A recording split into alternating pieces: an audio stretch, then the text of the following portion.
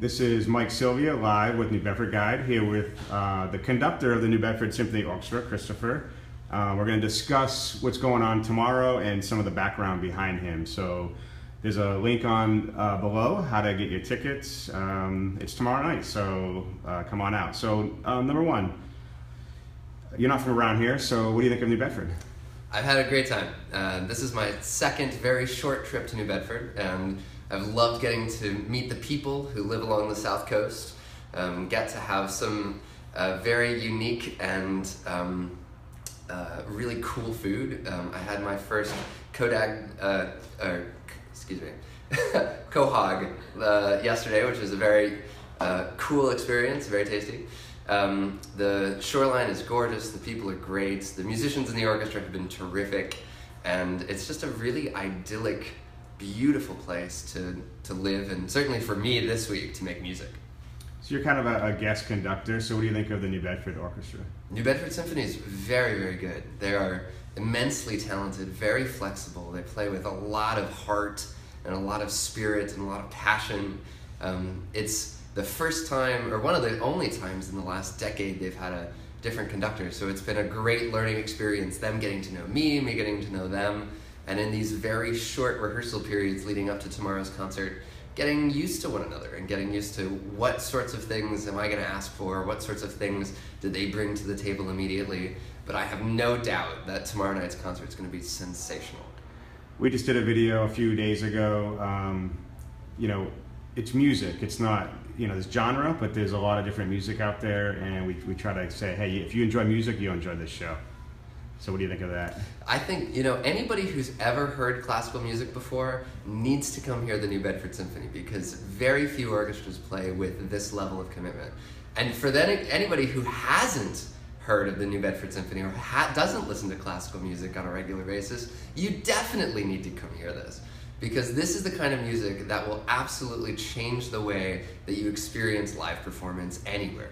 You could be in a jazz club or a rock show or a country bar or anywhere across the country, but hearing classical music live is one of those life-changing and life-affirming experiences that it sounds kind of over the top to say so, but I can guarantee anybody who comes to the concert Saturday is going to have a great, great time.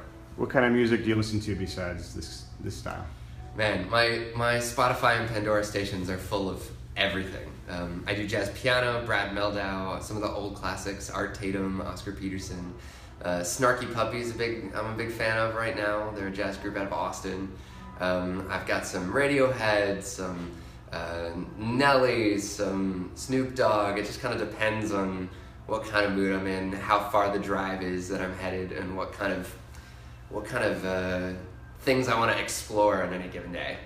So what is a conductor, and what do you like most about it? A conductor is kind of the captain of the football team. Makes the play calls, decides on how we're going to get from point A to point B, figures out the strategy for getting there and how to get everybody on the team to work together. If I'm doing my job right, it means that everybody is feeling comfortable, they feel empowered to do their job, and these are conservatory trained, really dedicated artists who play in the orchestra. And I see my responsibility as a facilitator, a unifier, and an inspirer to get us to the place where the audience can really experience this music in the same level of intensity and visceral connection that we do on a regular basis. So the New Bedford Orchestra, they do a lot of stuff in the schools, and that's how we kind of recruit the newer musicians. So what do you know about that? I got to see Terry's education program in action yesterday. Was that just yesterday? Very long days this week. I got to see her in a school and with a trio of musicians, Travis and Peter and Laura, and she did a program on gravity and connecting gravitational spheres of the universe with musical theory concepts. And it was one of the most spectacular examples of cross-curricular connections to music that I think I've ever seen in my life. It was so unique and so inventive and so dynamic. And Terry's energy didn't just create the thing, it propels it forward and gives it all kinds of momentum that all 260 kids, I think, who were in that high school or elementary school gymnasium were absolutely captivated. They were laughing, they were painting with their fingers, and they shared what they learned at the end of the presentation. And these 8, 9, and 10-year-olds were showing an incredible amount of understanding and assimilation and connection with the musical art form. It was really, truly stunning. It proved that the hype behind the education programs of the New Bedford Symphony is completely founded and with a tremendous amount of substance behind it. So Clayton Tripp asks, how often can the public hear the symphony play? Is there a season, and what locations in other cities do they play at in venues? New Bedford Symphony, the next chance that you have to hear them play is this Saturday night at the Zeiterion Theater. Go to the box office or newbedfordsymphony.org to get your tickets. They have a season this year of 6 concerts, and if you go to newbedfordsymphony.org, you'll be able to see exactly which dates. My personal opinion is that you can't hear the New Bedford Symphony enough, and they can't be on stage enough across the course of the year, but they've got some really terrific programs, some dynamic guest conductors, some spectacular pianists, a concert of John Williams in the spring. It's a really cool season, and I think everyone should check it out. So Chris Johnson asks, inquiring minds want to know if the gestures you make with the baton, it's not a baton, is it? Is that what they call it? Magic wand. In technical, are technical, or are they just waving that thing around? So what are you generally doing when you're up there? Well, consider, this is Chris that's asking? Yeah, Chris. Yeah. So from one Chris to another, consider that the orchestra conductor on stage during a performance is the only person that doesn't get to make a sound. Everybody else makes sounds, the strings, the winds, the brass, the percussion, and that's what you come to hear. So my job visually is to do something non-verbal and silent in a way that cultivates and makes that sound come alive and inspires the people behind it. So I can guarantee you, when you see me conducting, everything I do with my hands has a meaning. It is communicating something. It's a way of talking to the orchestra without saying anything. And it's that conversation that makes live performance with orchestras so dynamic, because how do you have a conversation with 75, 80, 90 different people and still have it come out as one clear message? Why should people who are, maybe they're not into classical music now, but why should they come out and get inspired tonight, or tomorrow night, I'm sorry?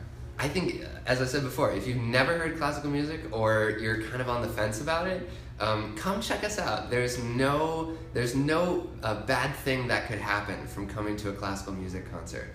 At the very least, you'll be inspired by something new, and I think, in today's day and age, I've got apps on my phone that help me discover new things all the time. I'm constantly searching for what's the next app, what's the next picture, what's the next video, what's the next thing that's coming open. And the program that we're playing has a piece of music that was written 10 years ago that connects with a great American artist. It has a fabulous pianist from Germany playing a Norwegian piano concerto, which shows a stunning amount of virtuosity in his fingers, and that, I'm a little worried that the sprinkler systems are going to go off when Alexander Schempf sits down, because he plays with such a fire. I hope the piano survives. That in and of itself is worth coming to check out.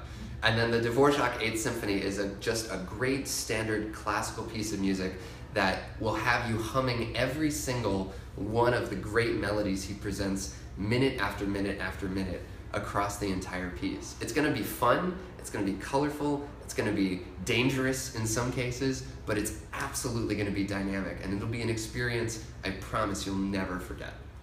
So Alexander, is the piano the lead kind of instrument for the orchestra on Saturday? Every concert we have a featured soloist, and the orchestra itself is made up of a body of great soloists, and when they come together, it's really stunning.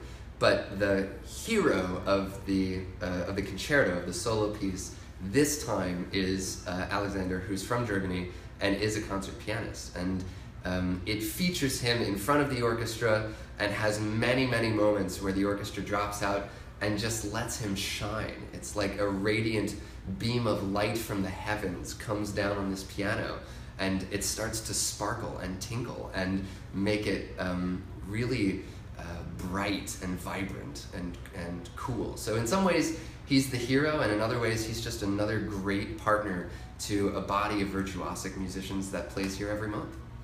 Personal curiosity, how does someone become a conductor? They play a lot of instruments first and go through, they go to a certain school?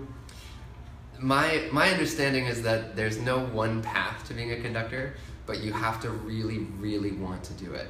It's kind of insane to want to be a musician that doesn't make any sound. That's kind of antithetical.